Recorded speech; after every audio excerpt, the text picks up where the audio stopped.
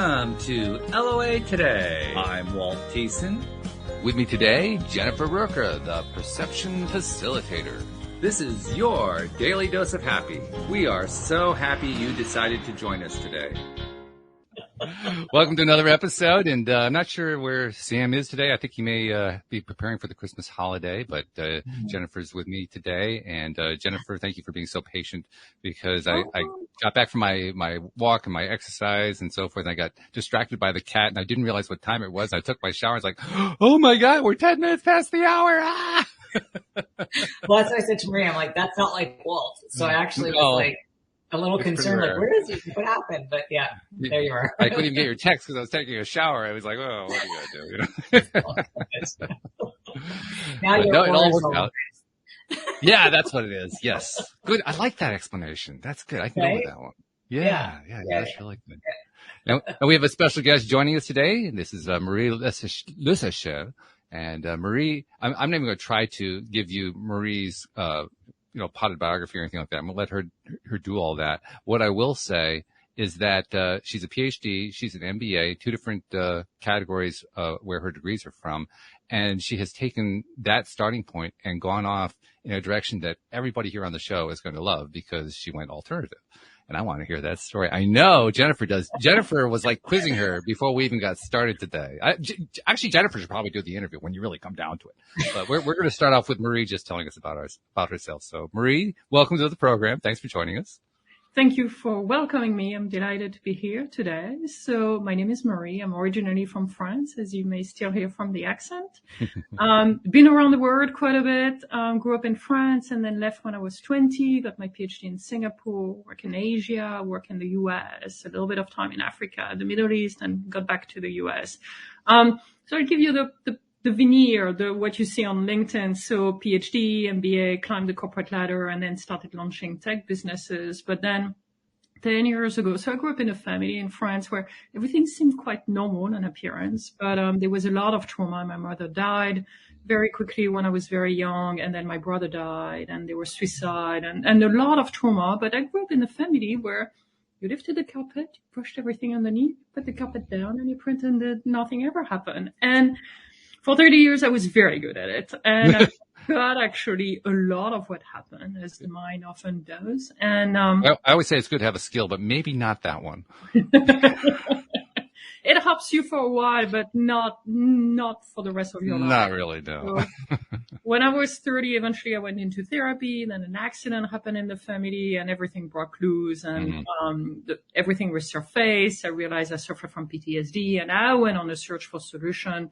Therapy, and so traditional therapies, and then alternative therapies, some of them that really interested me. So I got trained in those, eventually got out of the wood, and got very frustrated with the lack of affordable solution. And so I developed Akessa, an app that helps people independently without needing a therapist, because there is a shortage of therapists right now, and some of them are very expensive. So Akessa helps people transform anxiety and distress into resilience on their own.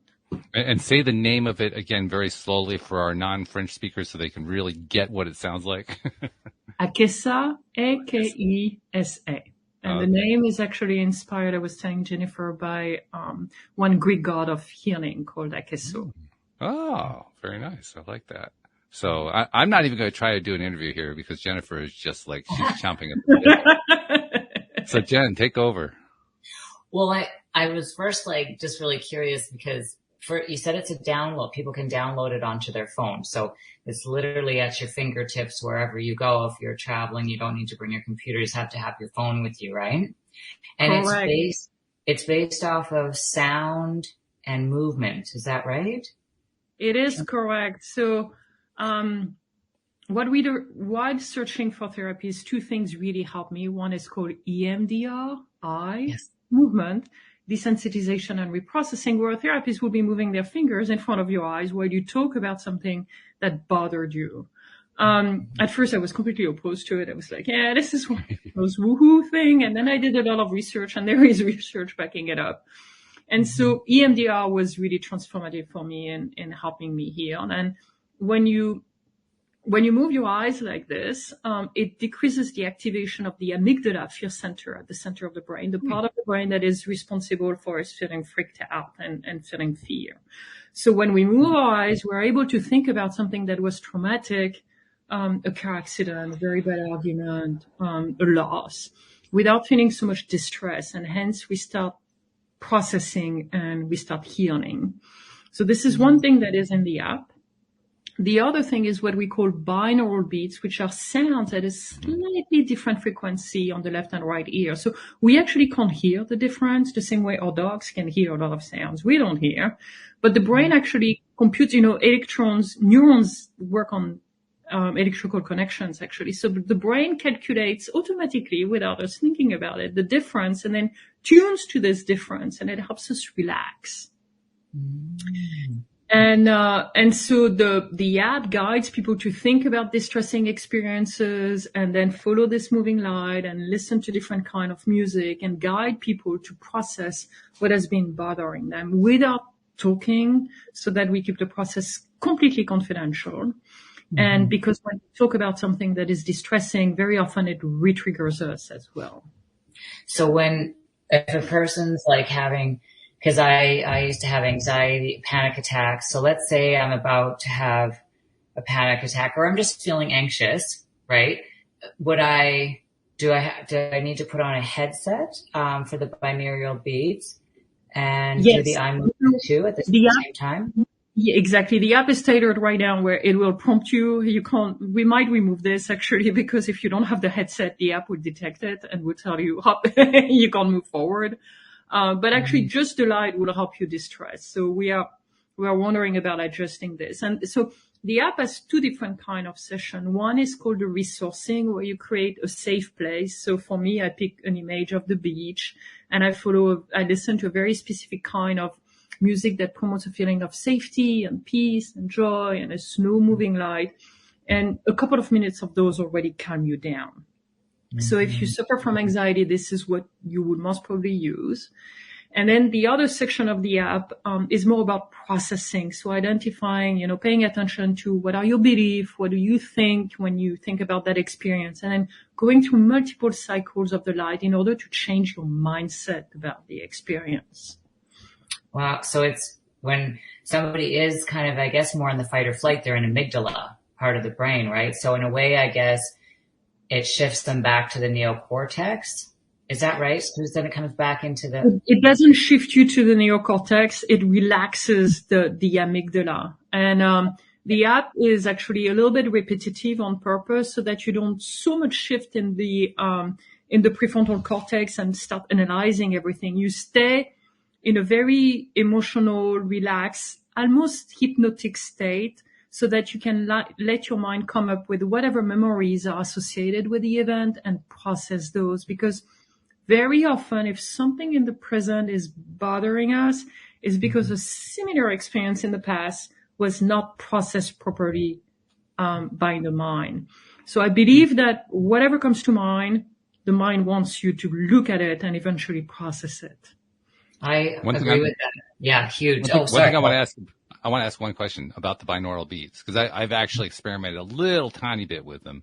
And I'm curious to know if my experience is similar to other people's experience, in that I find when I listen to them, it actually gives me a headache.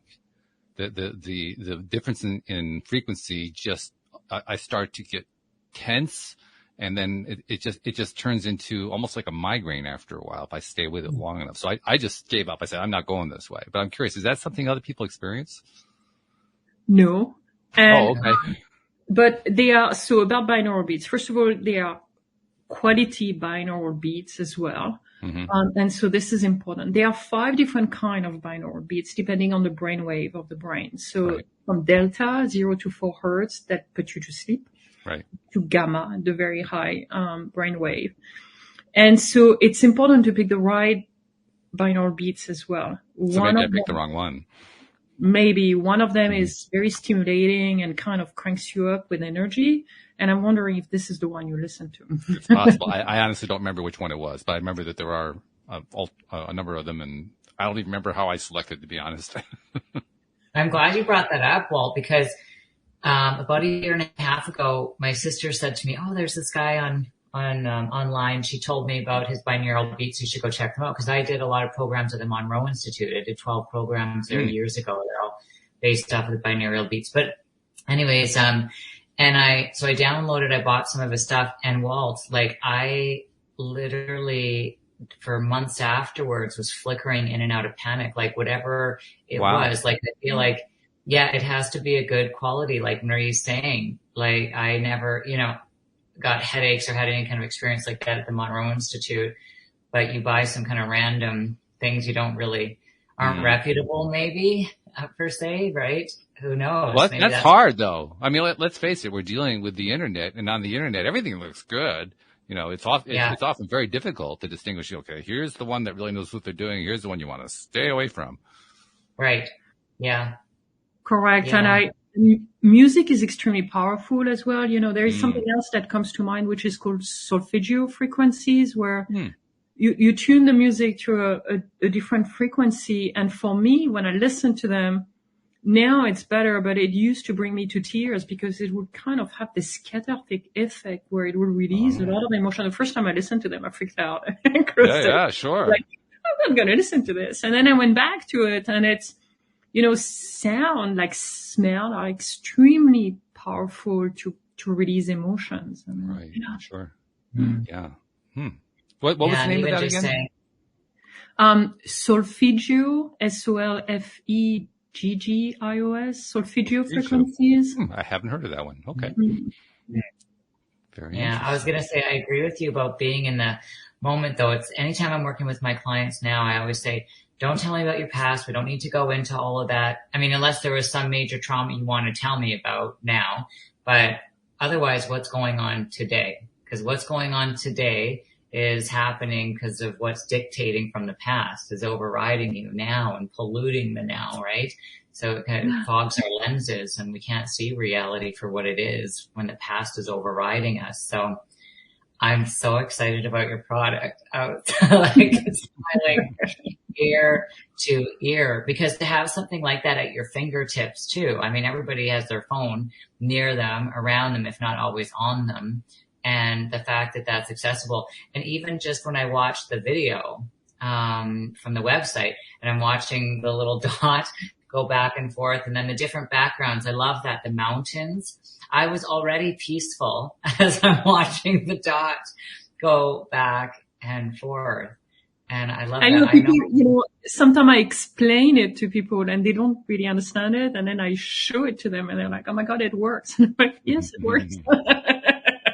The science backs it up, but, experience it. And it does work. I was very dubious about this moving light. And then 4 years ago, Professor Huberman, a very prominent neuroscientist at Stanford, ran the experiments, and he showed that, they actually measure the brain activity. They showed that moving the eyes, decreases the amygdala. And then the scientific community was like, okay, now we believe it. Yeah. Can you talk a little bit about, I know you have to be cautious about keeping people's private information private, but can you kind of generically tell us about some of the stories that are involved of, people tried this and they had this kind of result after that kind of previous experience, that kind of thing? So 2 people come to mind. One is a fellow CEO, a woman in Europe, couple of years younger, launching a very stressful business, very promising, but very stressful, raising money, and with a story a little bit like me of abuse. And so, in period of high stress, it comes back, and short of money, very short of time. So absolutely no time for a therapist or anything else. And she would use the app, and within, 5 minutes, she would, she's actually on the website. It's Maya, actually. And so she shared about her experience, and she would experience a stress relief immediately. And she was actually very surprised at the beginning. Wow. And then the other person is a fellow London Business School, alumni in London, psychiatrist, MBA, who lost someone a year ago out of cancer. And, he knows about EMDR. And he used the app, and he knows the science, but, most probably he was a little bit skeptical if the app would work as opposed to someone.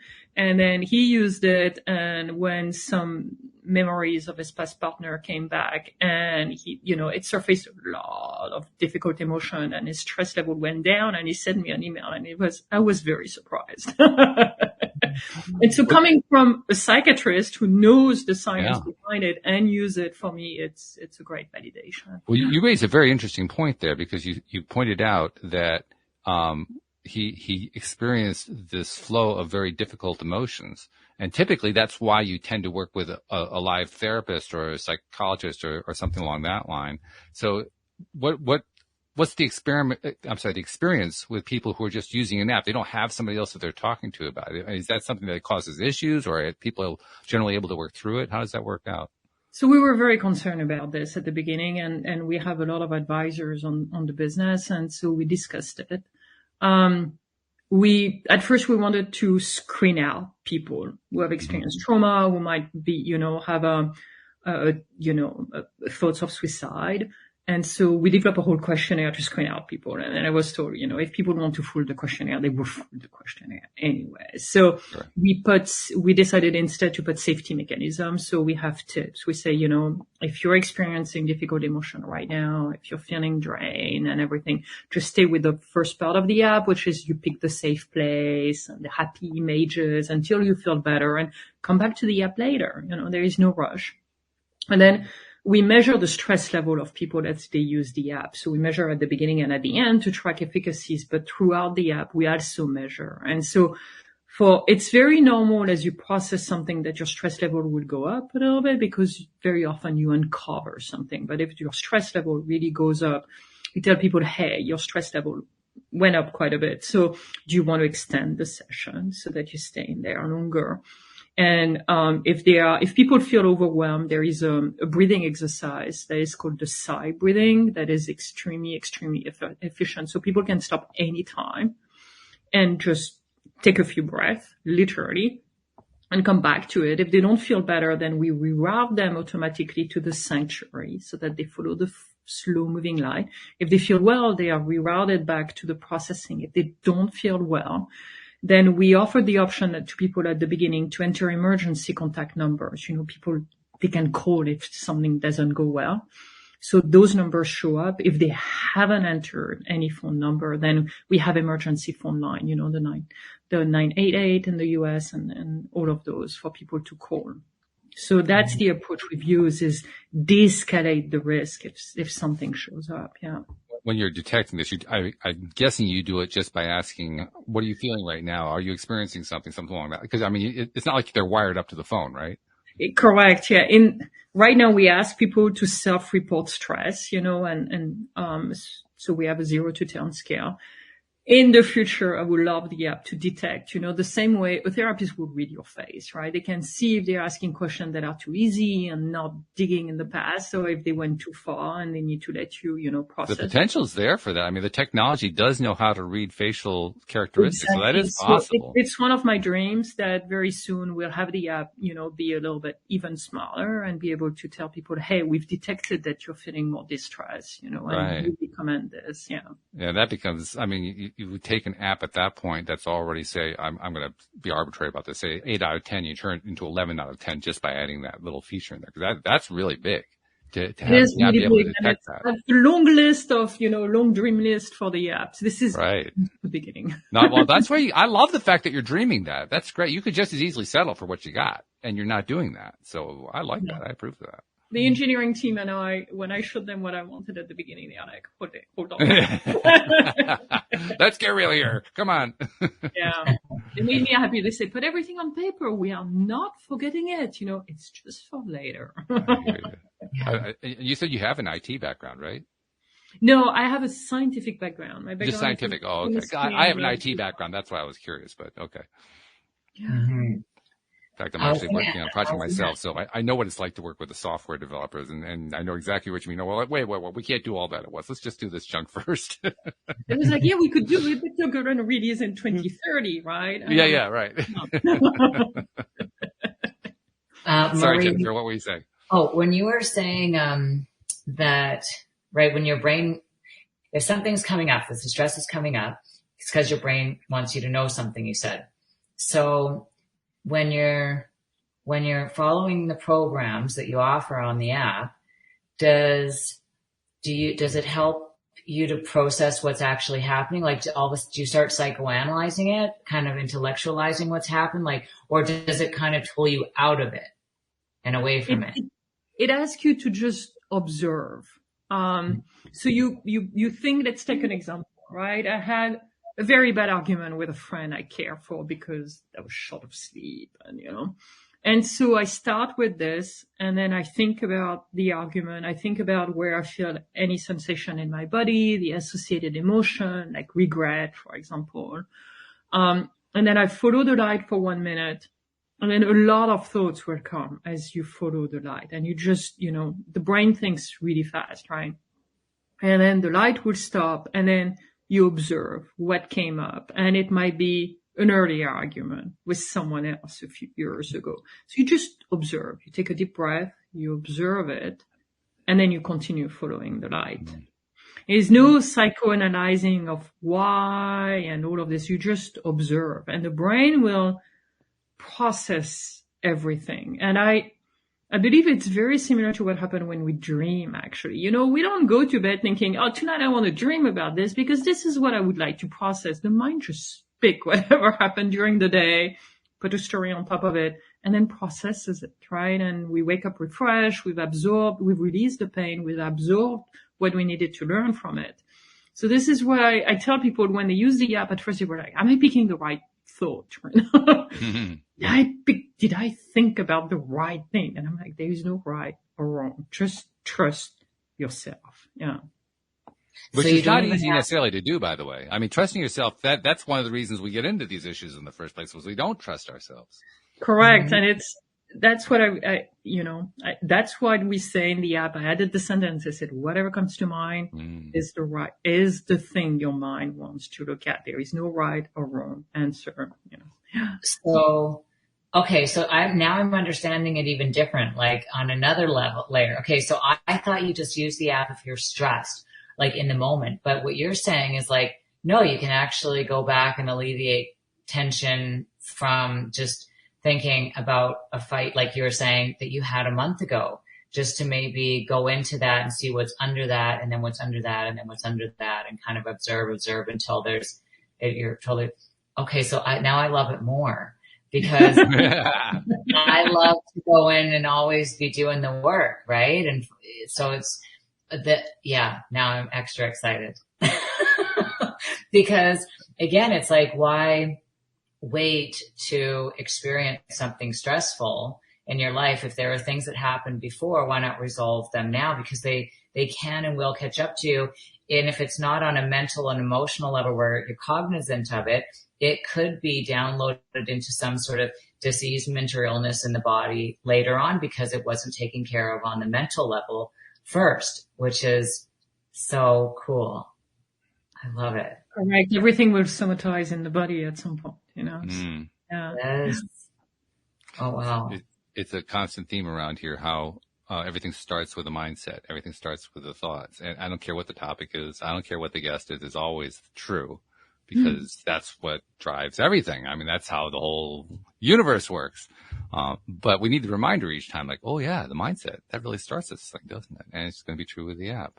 The app, to me, it almost doesn't even sound like a therapy app. It sounds like a daily growth app. Yeah, it's interesting what you're saying. Yeah, I'm not a big fan of the word therapy because it sounds very clinical. I'm still looking, brainstorming with names, but I like this idea of growth. For me, it's more about self-awareness. Okay. Than therapy. I like this word growth. Yeah.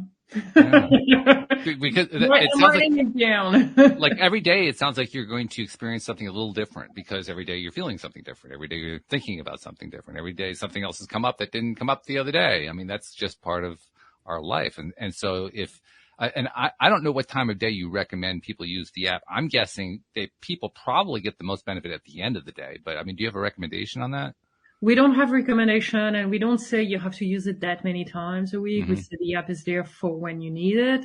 I am also guessing at the end of the day, especially after work, before you go home, or, is the most helpful. Yeah. Because you've been cooking up all this stuff throughout the day, and some of it needs processing.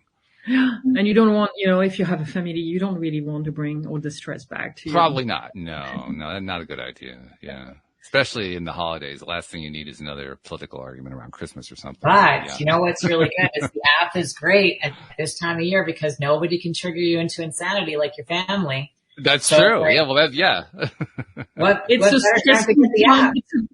It's a beautiful time of the year, but it can be a very stressful time. Yes. Yeah. And that's when it's like the most perfect because that's when everything is right there in your face and you can actually start to help process it with the use of this app, with the assistance of it, which another thing I was going to ask you because my mind is just like going now is as we're peeling back layers, so to speak, when we're using it and stealing Walt's word here, growth for the self-growth process, which is what I'd be really most interested in, just delving deeper and deeper into consciousness.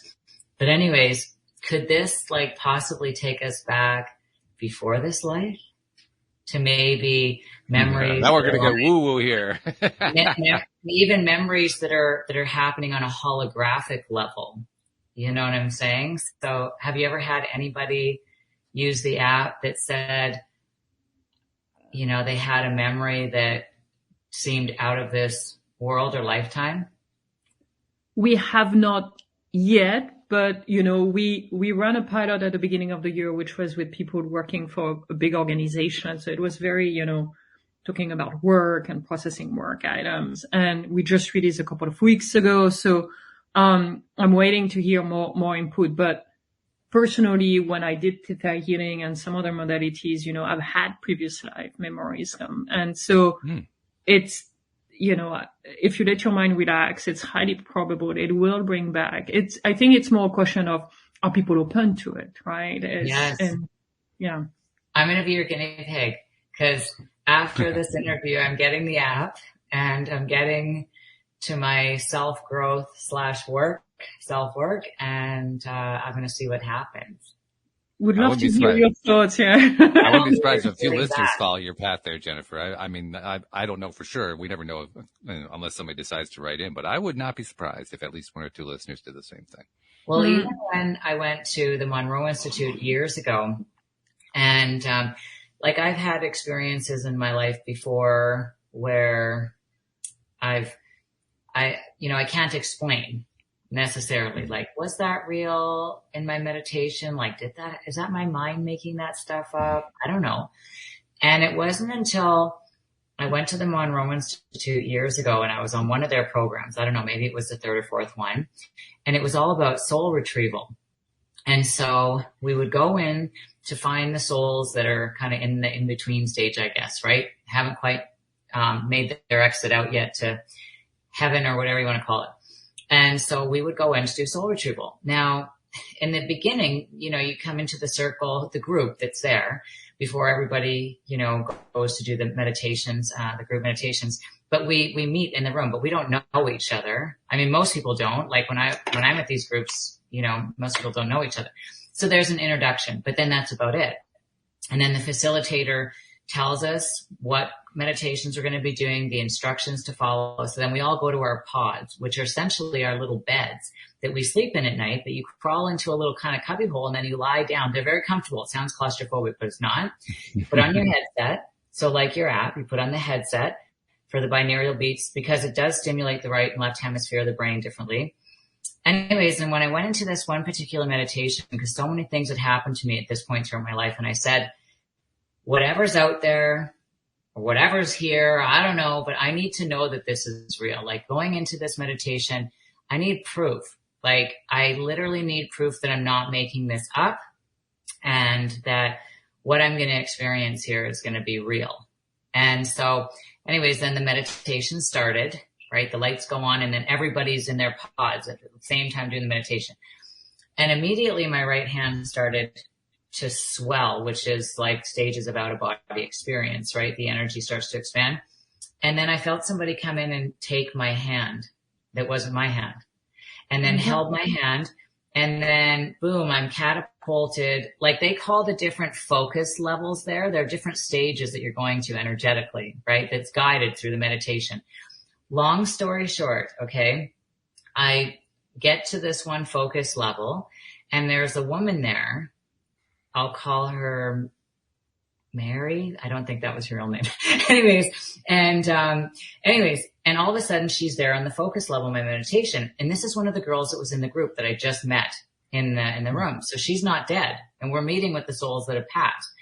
So I was thinking, what are you doing here? Right? Like, I'm supposed to be meeting the souls who have passed. Anyways, and I went up to her and I write about this in my book actually. And so she was showing me the solar system in our hand and telling me how everything's literally at our fingertips. We go on to the next focus level and then boom, it's a totally different realm. There she is. There's a man, on the other side of this realm that I'm in. He has black curly hair, bright green eyes. They go running towards one another in embrace. Tears start shooting out of my face like they're running horizontal. That's how big the emotions were coming out of me. I was just ripped apart by this massive amount of love immediately. Like I felt all their love both at the same time ripping through my whole body. They weren't aware of me, but I could see them. Anyways, this experience was so wild. There was all these levels, all these other things that happened. But let me just tell you, when I came out of that meditation, all the other students were supposed to be going on to the next meditation. I pulled my headset off when that particular one was done. I ran to the bathroom, cried, was on the floor. I couldn't stop crying. I put water on my face and then I went outside. Well, who is walking outside not doing the next meditation but Mary? And I look at her and I said, Mary, did you have a husband that died? And she goes, yes. And I said, did he have black, kind of long, curly hair? She said, yes. And then I said, did he have green eyes? And she started screaming, yes, yes. Oh my God. And then I said, was his name Frank?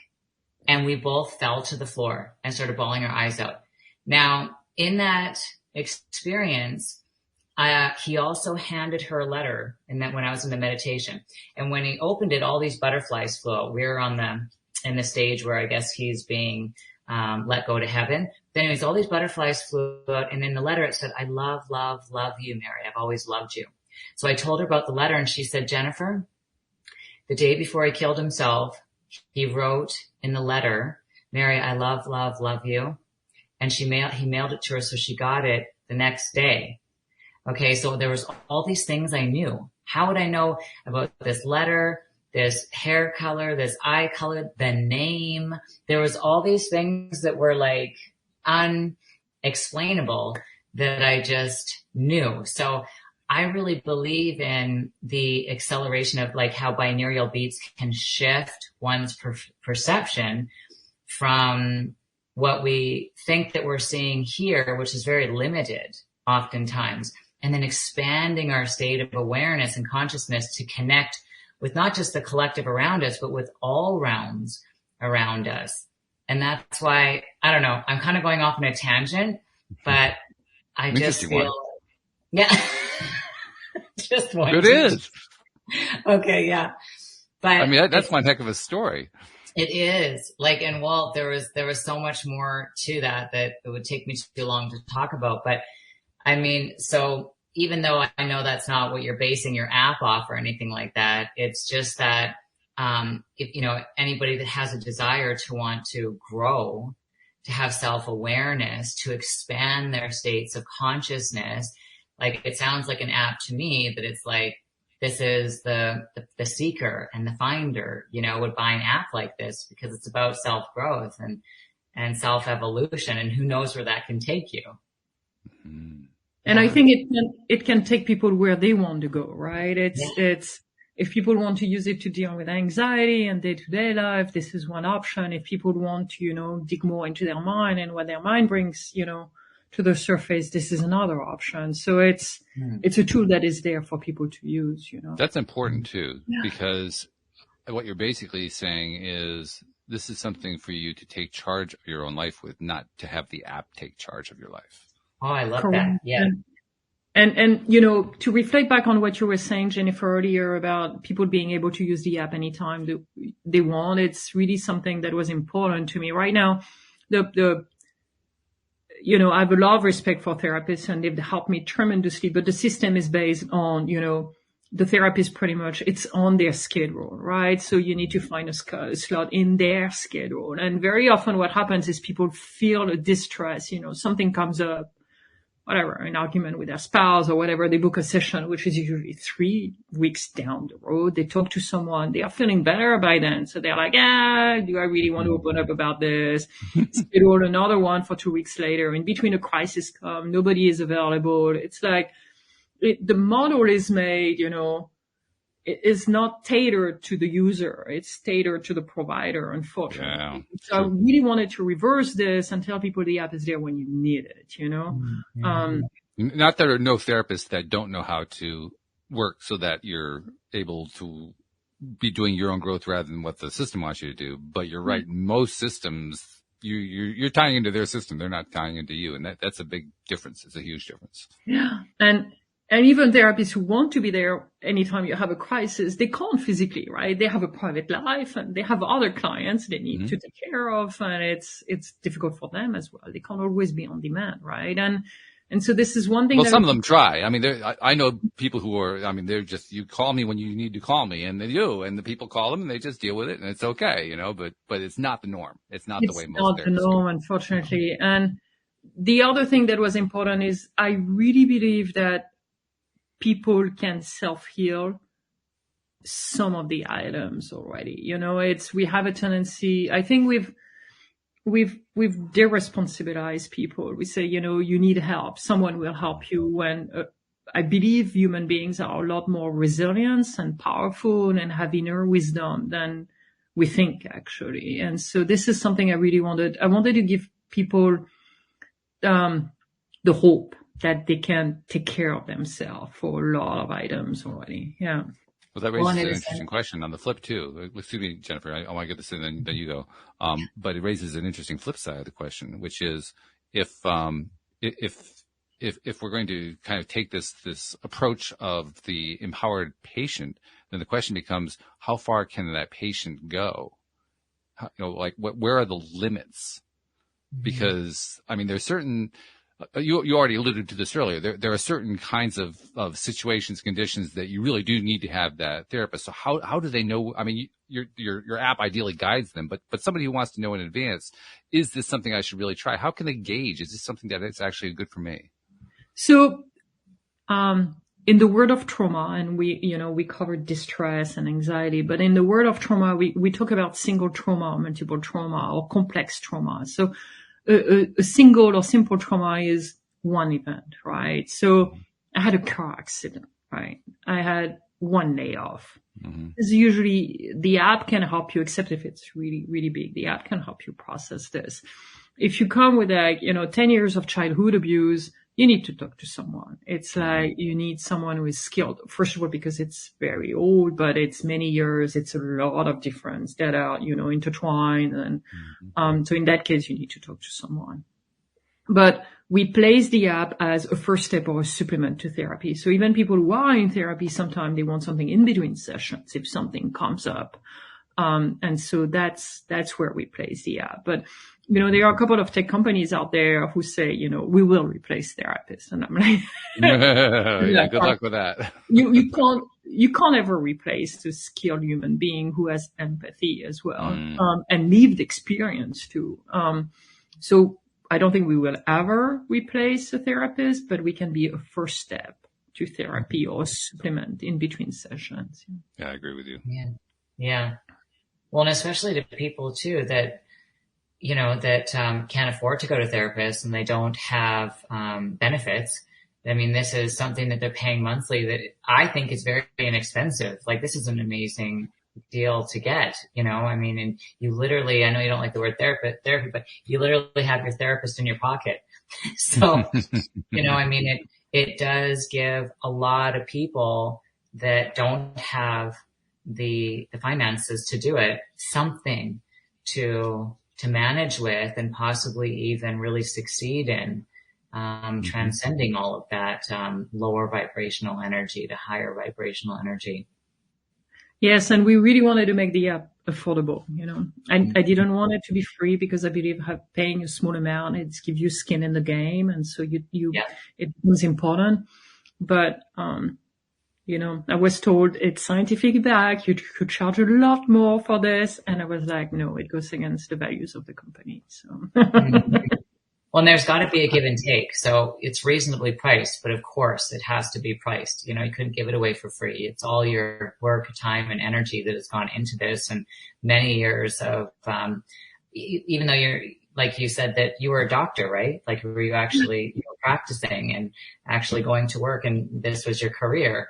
And now you've shifted gears going into a different area, a little more holistic, you could say, right?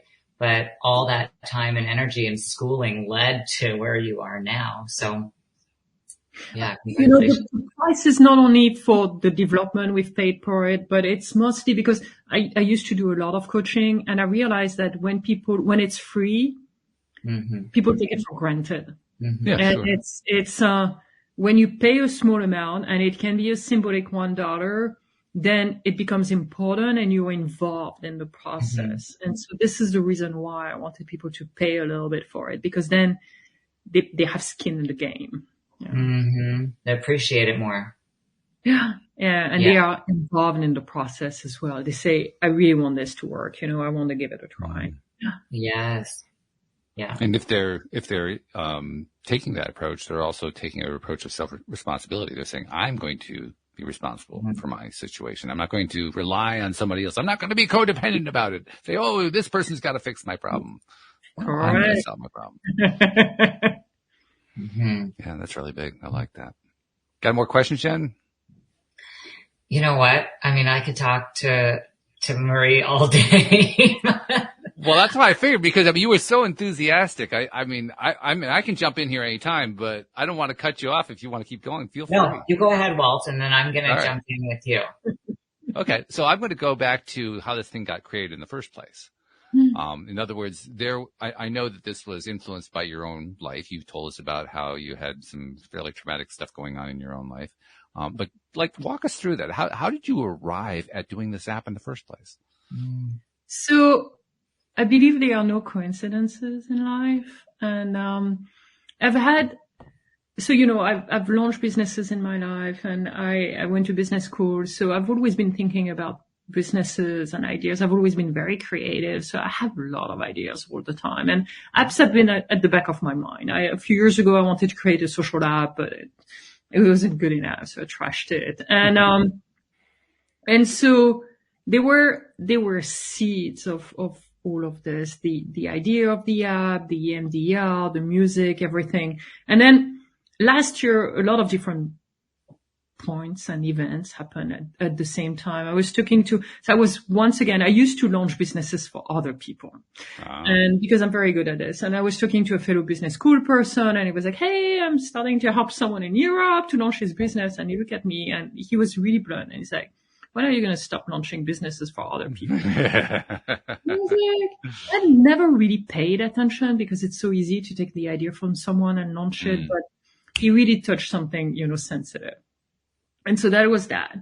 And then, so I started, having ideas about this app and sketching it out. And my plan a year and a half ago was like, I was in between jobs. I'm like, I'm going to find a big paying job, and I'm going to work on this during the weekend just for fun until I kind of get my thoughts in order.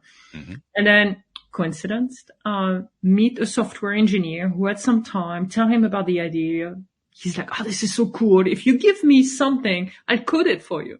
I was like, really? He's like, yeah. So I was like, okay. So I started reading I got the MDR book, the 500-page thing, and read it and started sketching, and he developed it for me. And I was like, okay, now we have a prototype. I called Professor Nariat, Columbia PTSD expert. He agreed to get on the phone. He's like, sure, I get on the phone with you. I said, tell me, am I on track? He's like, yeah, you're on track. We need this. Still have a work to do to develop it. And then everything happened extremely quickly, actually. All the ideas came, a pilot got signed up, I incorporated the business, and then it got started. And I believe that, when something is supposed to happen, it does happen. And when something is not supposed to happen, it doesn't happen. So, I don't want to sound woohoo, but one of the advisors says it was divine inspiration, that came down, you heard it, and, you gave birth to it. So. Well, you said something that I think is really key. You said if it's supposed to happen, it's going to happen. If it's not supposed to happen, it's not going to happen. And the way I take that to mean is if I believe that it was intended to happen, then it's intended to happen. If I believe that there's something going to block it, then there's going to be something that's going to block it. In other words, the belief is actually driving that. And your belief was, yeah, this is going to work. Yeah, everything's going to come into place. Yeah, a developer is going to show up out of nowhere. He's going to make this so easy. You believe that. That belief is so powerful and so potent, but it's the distinguishing characteristic between somebody who gets there and somebody who doesn't get there. And it's so ephemeral. I mean, how do you develop the belief if you don't have the belief? It's one of those kinds of things. But you didn't have any resistance points. You just said, I'm going to go, and it went. So belief are key, right? I mean, we very often, I put a little caveat, but very often we create our own reality, right? Absolutely. What we believe. But I also believe in Campbell's, saying that if you follow your bliss, doors open where there were walls only, right? So sometimes there are things that are more aligned with who you are and what you believe in. And so those are also easier, I've, in the past I got into jobs that were not aligned with me. Rationally, they seem good. I know all about that. I'm an expert at that. And then one day you get the call and you're like, well, sorry, but you're out. Yeah. And I'm like, okay. That happened really fast. And so, I think it's a belief, but it's also a feeling in the heart as well, right? It's a deep longing and knowing that this is going to work. Yeah. That's really great. That's basically taking confidence in yourself and running with it. Mm-hmm. That's the best way I could think of to describe it. You think that's it, Jen? I mean, to me, that's like, if you have the confidence in yourself, if you have the belief in yourself, it's not even so much running with it, it's letting it happen. Mm-hmm. It's letting it unfold. Letting it unfold. Yeah, that's a good way to describe it. Yeah. Mm-hmm. And I think it's a confidence in yourself and it's a confidence in the idea as well. Yeah. That it's the right thing to do at the right time. And I was talking earlier this morning with someone about entrepreneurship and why do some entrepreneurs, succeed and overcome a lot of hurdles and others just, let the ideas die. And I think having, a sense of purpose and meaning in what you're doing is really important. And you see people who do it for the money and just the success. And when it becomes hard, they're like, yeah, whatever. But when you know the idea is beneficial and you love it as well, then you keep going at it. Yeah. I know for myself, and in fact, I'm actually experiencing it right now with a project that I'm working on. My biggest challenge, and it has come back to bite me many times, but my biggest challenge with starting a new venture is I don't completely trust the process, so I start to micromanage it, which of course is absolutely the worst thing to do. But that doesn't stop me. I'm going to micromanage. I know what has to happen here, so I'm going to make this happen. I know when I had a conversation with someone the other day, it's not about the how, it's about the what, right? It's what is it that I want to achieve? And sometimes I said, well, whatever track it takes, it's going to go there. And very often we're like, well, this is the path I want to go. And then it goes this way. And at the end we realize, well, I got to my goals here, right? But even there, you were at least willing to allow it to go there, even though you were thinking it was going to go over here. But I would get into a frame of mind that says, no, it has to go over here. I sound like this now, but trust me, there were a time when I was like, no, this is really the way. Oh, okay. I am extremely stubborn. I've learned over the years. I know the feeling, yeah. And it can get in the way, and it throws you for a loop every time. I mean, honestly, that's how I ended up doing the podcast, because I used to do that regularly. I ended up, I've told the story many times, so I won't go into it, but my business crashed with 2008, and it crashed in part because I was trying to make things happen constantly. Mm-hmm. I didn't know that. I didn't realize that's what the problem was, but that's what was going on. And it took starting this podcast about 4 years after the 2008 crisis, because I was desperate and didn't know what else to do. That's what it took for me to finally look at stuff and listen to other people and learn how I had been undermining myself without realizing it. without Yeah, and knowing I with was one doing of the advisors is very spiritual. We use this word efforting, which is not really English. Yeah, right. But it's a good word. I like it anyway. It's like sometimes she's like, you're trying too hard, just let it happen. Mm-hmm. And I'm like, yeah, but when you're a control freak and you're stressed out, you want to work on it, right? Waiting for it to happen is so difficult. But sometimes it's just what you need to do. It's happening, right? It's like.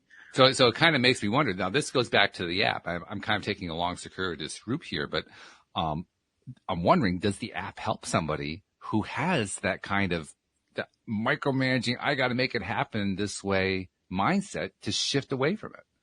Well, the app is designed for you to follow what it's telling you, right? So you follow 1 minute of moving light and then you observe, right? So you're guided to let your mind retake control of the process, right? And let it tell you what it wants to tell you. Yeah. Mm-hmm. I'm not sure to answer my question, but that's interesting. Yeah, I don't know. I haven't really thought about this. Yeah. Much, but it's interesting because you're bringing up a good point, because the first session, the peaceful one, is very short. It's just a couple of minutes. And then after, when you go into the processing, it's about 10 minutes plus. And one of the advisor, only one, but was like, you need an exit button, right? It's like, people are not going to stay in there. And I'm like, no, for two reasons. One is because when you start processing, you don't want people to say, this is difficult, I'm just going to drop the app and go for a walk, and they are all, troubled and all of this. So I said, no. She was like, but people have a short attention span. And I'm like, well, they need to learn.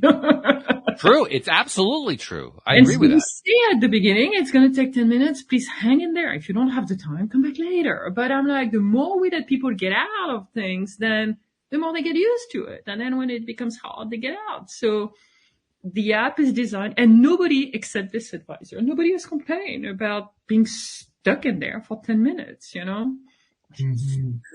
So it is 10 minutes. Each one is 10 minutes. It goes 10 minutes, or it can go longer, or it can go longer if you decide to extend. Yeah.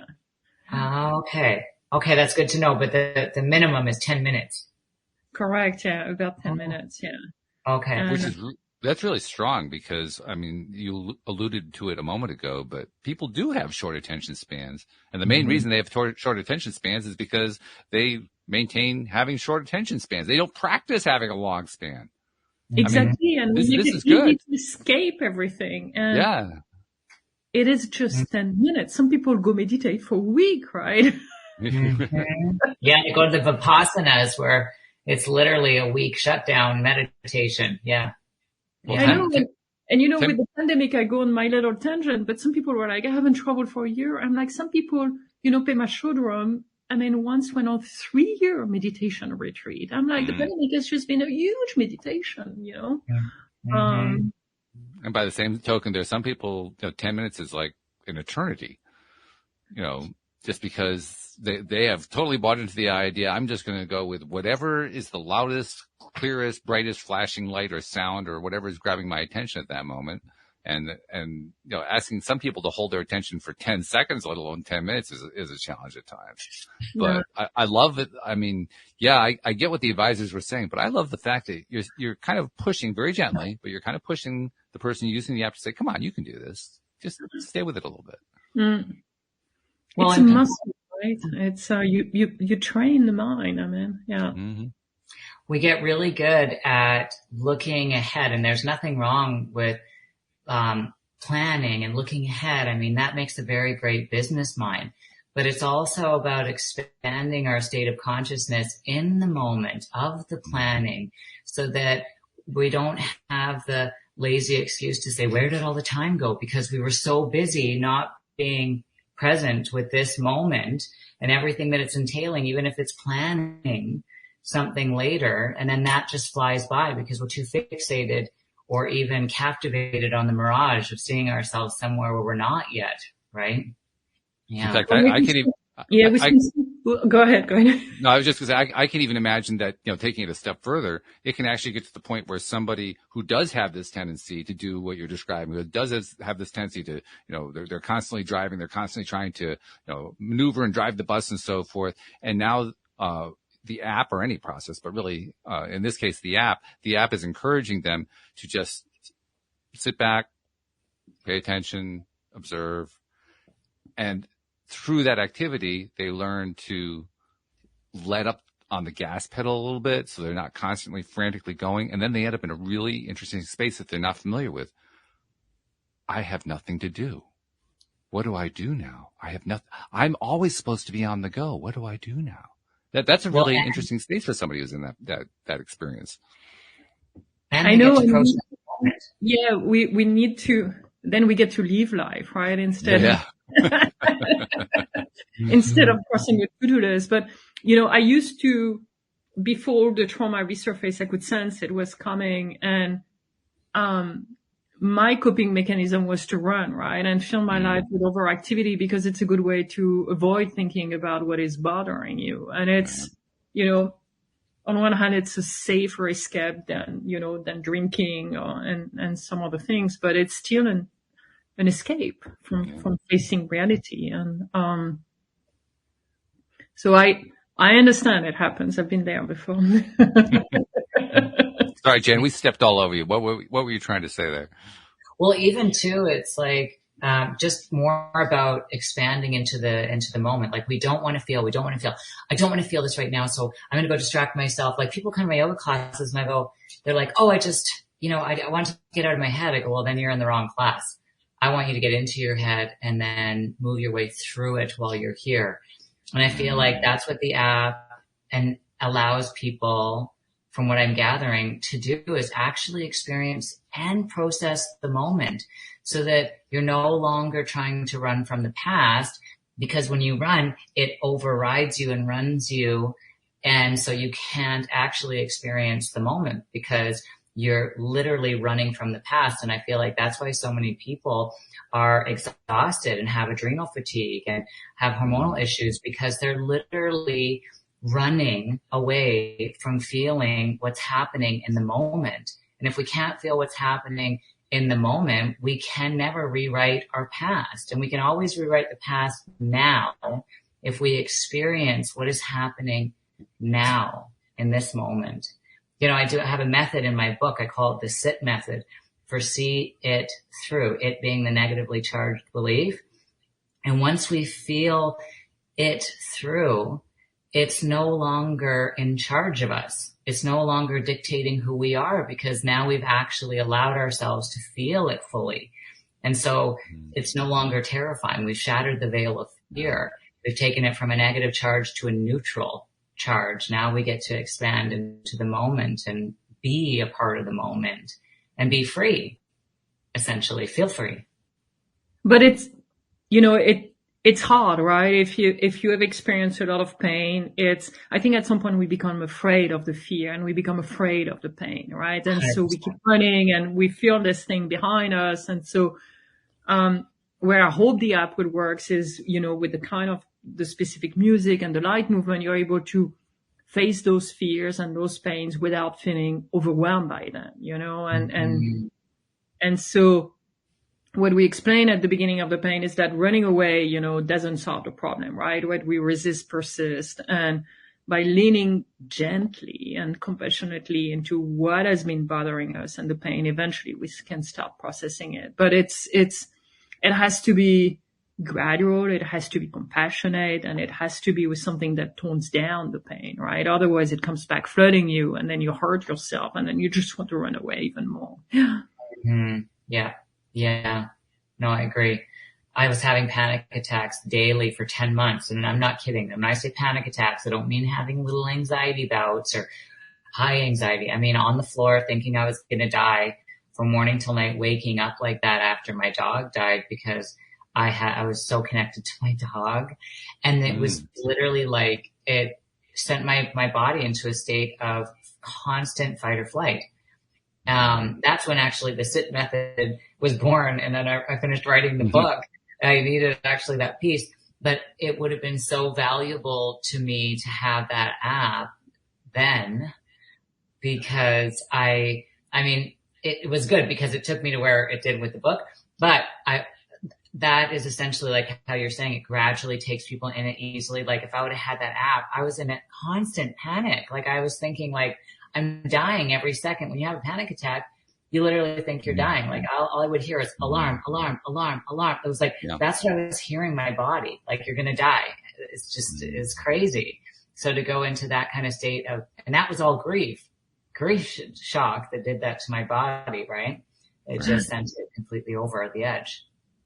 And people who suffer from PTSD, you know, many years ago when the flashbacks started coming back of abuses, I was living in Maui, on Maui at the time. I mean, in this little house, you know, super safe. The neighbors were not even locking their doors, for God's sake, you know, of their multi-million-dollar houses. And I woke up, I remember the first night, you know, completely panicked, not knowing where I was, because you're in the dream, right? I mean, it's not a dream. You're in the flashback and you don't know where you are. And at some point, one morning, I couldn't even get myself out of the house. And I'm like, oh, you can climb mountains. You can go to Africa alone. You can't even get out of your house, right? And so it's when the fears, you know, take over, it's like nothing rational works anymore. You know, it's like you really need, and I wish same thing that at the time I had something. You know? Yeah, because it's like having a medication without the medication. It just slowly starts to calm you down. Without the side effects, hopefully, you know. Exactly. Yeah. Really good. Without 6 months of withdrawal too. That's a good thing. Yes. Yeah. This has been fascinating, Marie. Before we part company, we got to get some information from you. First of all, somebody who wants the app, how do they find it? So they can find it on the website or on the App Store. So the best is to go to the website, www.akesahealth.com. There is the link right now. It's only App Store, iOS. Next year, very soon, it's going to be available on Android. So if you're on Android, drop me a line, sign up for the mailing list to be updated of when it's getting released. So this is to get the app. And if people want to get in touch, they can email marie@akesahealth.com, or they can find me on LinkedIn. I'm a little bit on Twitter and Facebook, but not so often, especially these days. Other topic. But the best way is to email me, find me on LinkedIn, and yeah. Will you say your email slowly? Sure. Marie, MARIE, @Akesa Health, AKESA Health, in one word, .com. Thank you. That's beautiful. And we'll make sure we'll include a link to the app on the website too, so that'll make it easier for people to find you. Yeah. And then as Jennifer knows, I have one more thing I have to do because like so many people who come onto the show, you're a giver who has given so many different ways. And there are people who've never met you, they've never seen you, or I'm sorry, you've never met them, you've never seen them. But they've seen you, they've heard you, they've read something, you know, they picked up some information and it helped them. And you never hear about that, but you need to, because you're giving all this great stuff to people that you'll never see and you'll never meet. So I like to make it a practice to say on their behalf, thank you for what you've been doing and what you're continuing to do. Thank you. Thank you for both of you for having me. It's been a pleasure. I really enjoyed my time. Thank you. We definitely enjoyed it too. Yeah. And Jennifer, despite the fact that I was walking all over you, thank you for doing the interview. You did a great job. I saw carry on for hours, you know, like quite a pot of tea and say, let's take the whole afternoon. Yeah, this is my favorite interview so far, Marie. I am so I'm really grateful. Thank you. My ego is going to grow big. That's a good thing. We like that. Yeah, so good. Then I won't recognize you anymore. Just remember to follow your bliss. You'll be good. So, Marie, thank you very much. Jennifer, as usual, wonderful job. Thank you to our podcast listeners everywhere. We'll see you all next time here on LOA Today. Goodbye, everybody. Thank you. Thank you.